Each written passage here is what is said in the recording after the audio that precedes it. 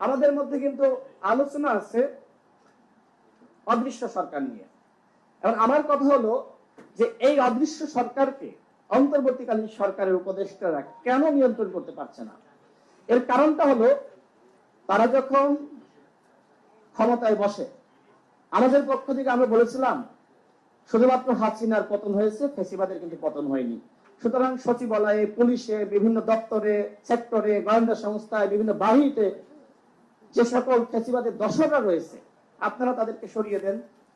কিন্তু সরকার মনে করলো যে এখন যদি আমি ওই জামাত বিএনপির তকমা দিয়ে যাদেরকে 16 বছর হাসিনা বঞ্চিত করেছে, এখন যদি তাদেরকে আমরা প্রমোশন দিই, সেক্ষেত্রে এই ব্যক্তিরা তো জামাত বিএনপির এজেন্ডা বাস্তবায়ন করবে, আমাদের এজেন্ডা বাস্তবায়ন করবে না।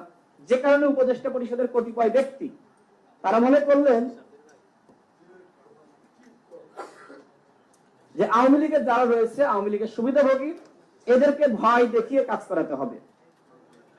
এবং এটা আমি জেনেই বলছি, আমি জানি, এই জন্য বলছি যে তারা এই ধরনের চিন্তার জায়গা থেকে ওই আওয়ামী লীগের যারা ছিল তাদেরকে রেখে দিল। সচিবালয়ে যান আওয়ামী লীগ, পুলিশে আওয়ামী লীগ, গোয়েন্দা সংস্থা 16 বছরে যেটি করেছে, 14 সালে নির্বাচন, 18 সালে নির্বাচন, 24 সালে নির্বাচন কারা করেছে? একজন সিইসি তো বলেছে যে গোয়েন্দা সংস্থা করেছে। সেই গোয়েন্দা সংস্থার পরিবর্তন না করে, পুলিশের সংস্কার না করে, এই আমলাদেরকে সংস্কার না করে আপনি কি নির্বাচন করতে চান? আমি জানি না বিএনপি এই বিষয়ে আমার সাথে একমত হবে কিনা। বর্তমান যে প্রশাসনিক কাঠামো রয়েছে, এই প্রশাসনিক কাঠামোর মাধ্যমে কোনোভাবেই সুষ্ঠু নির্বাচন সম্ভবপর নয়। সুতরাং অবশ্যই নির্বাচনের আগে নির্বাচনী পরিবেশ তৈরি করার জন্য এই ফ্যাসিবাদের দর্শকদেরকে চিহ্নিত করে তাদের বিরুদ্ধে ব্যবস্থা গ্রহণ করতে হবে। সর্বশেষ বলবো, আমাদের এই সরকার সাম্যের কথা বলে আমরা লক্ষ্য করছি যে তারা বৈষম্যের বিস্তার ঘটিয়েছে। দেখেন, 3টা দলকে নিয়ে তারা জাতিসংঘে গিয়েছে। এখানে শুধুমাত্র 3টা দলের মাধ্যমে আজকের এই সেমিনার সফল করা সম্ভবপর নয়। তার মানে ছোট, বড়, মাঝারি সবার প্রয়োজন আছে। গণঅভ্যুত্থানে আমরা সবাই যখন এক হয়েছি তখন হাসিনার পতন হয়েছে।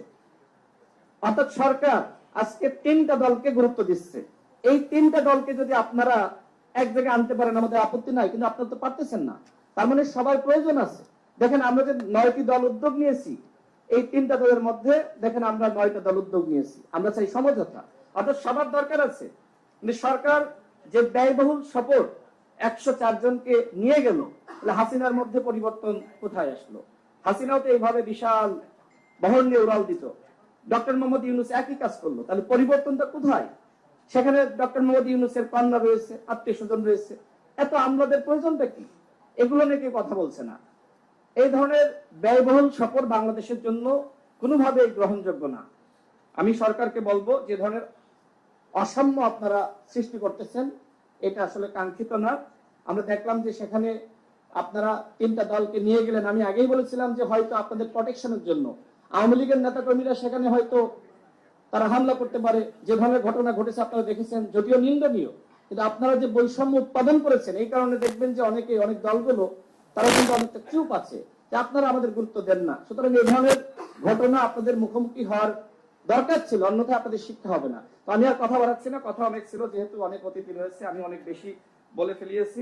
পিয়ার নিয়ে আমাদের দলের পক্ষ থেকে আমরা স্পষ্ট বলেছি, নিম্ন কক্ষে পিয়ার বাস্তবসম্মত না এবং উচ্চ কক্ষে পিয়ার নিয়ে আলোচনা হতে পারে। আমাদের দল যখন 21 সালে আমরা গঠন করি তখন আমরা এটি বলেছিলাম যে উচ্চ কক্ষে পিয়ার থাকতে হবে, নিম্ন কক্ষে পিয়ার বাংলাদেশের বাস্তবতা এটা গ্রহণযোগ্য না। আজকের এই সেমিনার যারা আয়োজন করেছেন সবাইকে ধন্যবাদ।